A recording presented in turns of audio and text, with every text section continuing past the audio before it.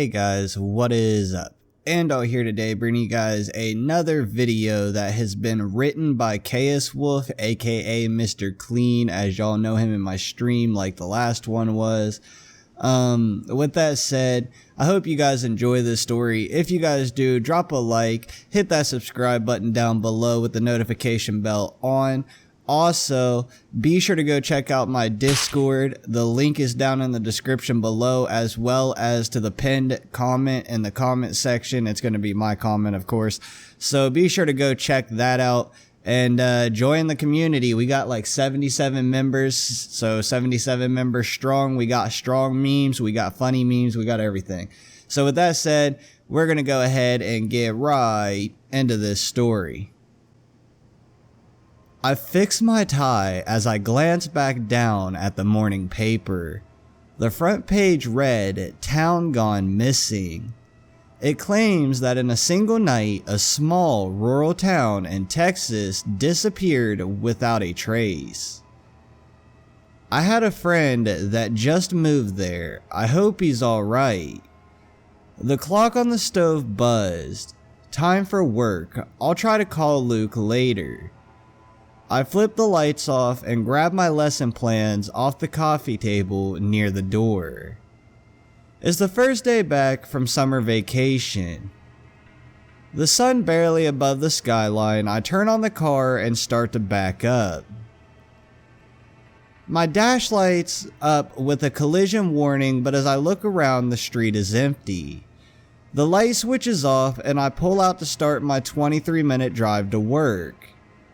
Tired, I fumble with my coffee as I drive through the vacant streets. The green light ahead of me suddenly turned red. I slam on my brakes and spill my coffee down the front of my black shirt. Damn, I hope this doesn't stain. I quickly flip my visor down to reveal my mirror. As I do, a red flash emitted from my car. Run now, this is all I can do. Don't talk to the kid. The voice of my friend Luke rang out like he was sitting behind me. I turned as the hair on the back of my neck stood up, but all I could find was a damaged leather-bound journal. Where the hell did that come from? I turned to find that my coffee had somehow refilled itself and was sitting back in my cup holder. My shirt was dry and the light I was sitting at had turned green. Was I asleep? I really need to be careful if I'm that tired. I don't want to cause a wreck. I slowly continue to make my way to work.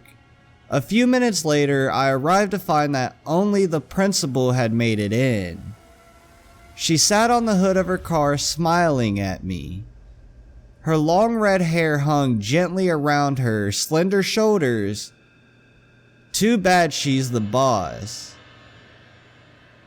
Great, at least you came. Everyone else called off, she said with a sigh. What do you mean? Are we even going to open today?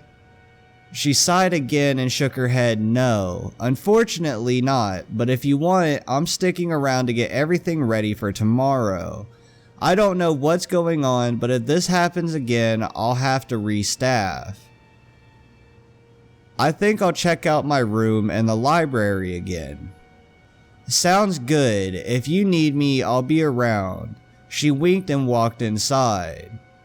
I really am going to love this job. I try to follow her in, but once inside, she disappeared quickly.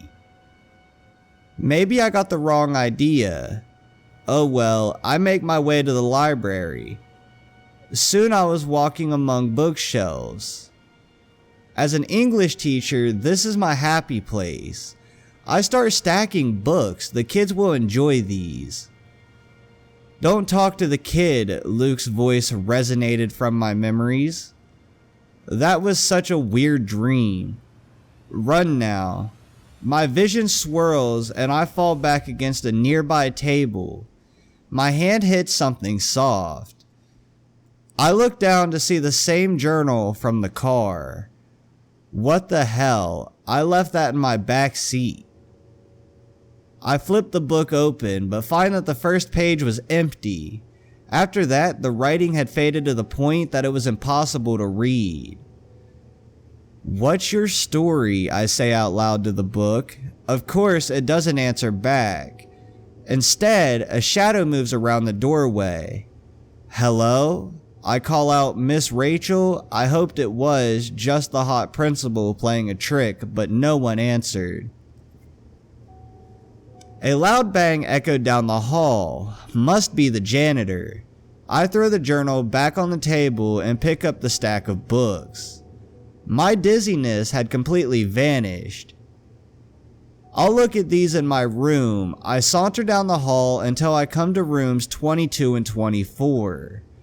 I stare at the wall in between them. I wonder why they don't change the numbers to fix that. We don't have a room 23.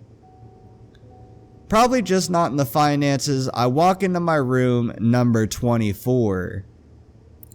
It's an old school classroom with a green chalkboard, small wood tables, and old metal chairs.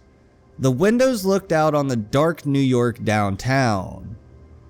On an open day, about 23 second graders fill the seats. I go over and sit behind my rusted table. A cold air blew against my books and knocked the stack over. I get up to shut the window just to find it closed. My room door snaps closed at the same time. "Can you help me?" a young child's voice whispered from a desk. I whip around to see a young boy dressed in old-fashioned clothes sitting in the front of the class. He kept his hands over his eyes. "Don't talk to the kid." Is this what the dream meant? Screw that, I can't ignore a kid who needs my help. "Of course," I reply. The kid smiles but doesn't drop his hands. That's what they all say. No one ever can.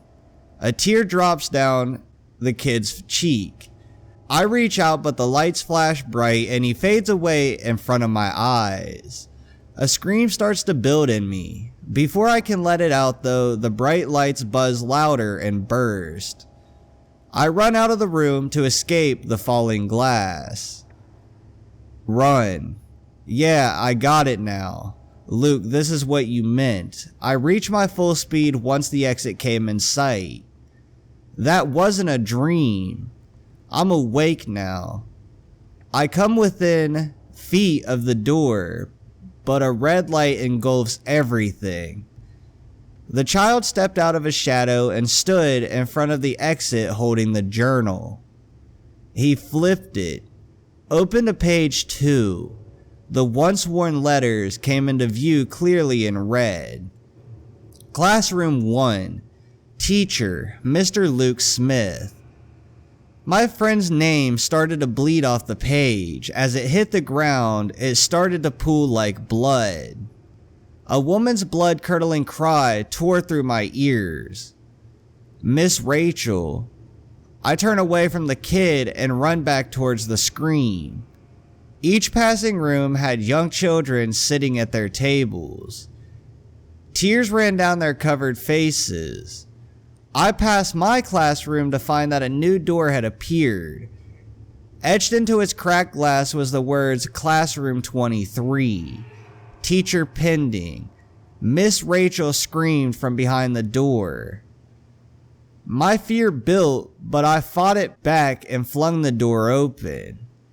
Inside was a man with flowing black hair holding an unconscious Miss Rachel. Get away from her, I swung with everything I had. But hands appeared around my waist and stopped me in my tracks. I realized then the room had suddenly filled with children. Most had their eyes covered, but the ones that held my waist did not. Their non-existent eyes swirled with darkness. A deep chill ran through me. The man with black hair chuckled as he kissed Rachel's cheek. Such beauty, I think I'll keep you for myself. With a snap of his fingers, she crumbled into ash.